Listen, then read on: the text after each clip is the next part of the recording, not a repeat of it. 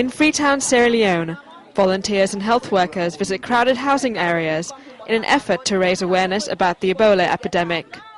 These door-to-door talks are the latest step by officials to stem the spread of the disease. Ebola has now claimed more than 4,500 lives, nearly all in West Africa. The rising death toll has prompted the World Health Organization to hold a third emergency meeting in Geneva. Up for discussion, travel rules, screening measures, and the launch of large-scale vaccine trials.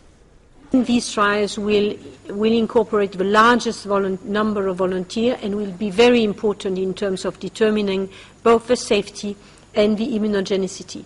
And these data are absolutely crucial to allow decision-making on what dose level should go in the efficacy testing in Africa. As the spectre of Ebola looms large, the world's leading drug makers are racing to develop their own vaccines. Johnson & Johnson is accelerating work on its experimental Ebola treatment and aims to produce 250,000 doses by next May.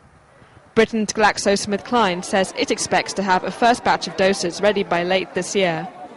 But some analysts are cautious about how beneficial this will be for GSK's bottom line.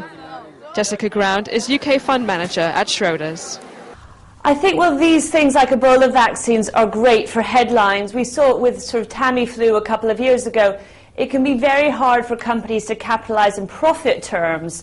I think Glaxo's got a very clear plan to be one of the leading players in vaccines, and I think it's important then that with this virus they really demonstrate the leadership that they have in this product area.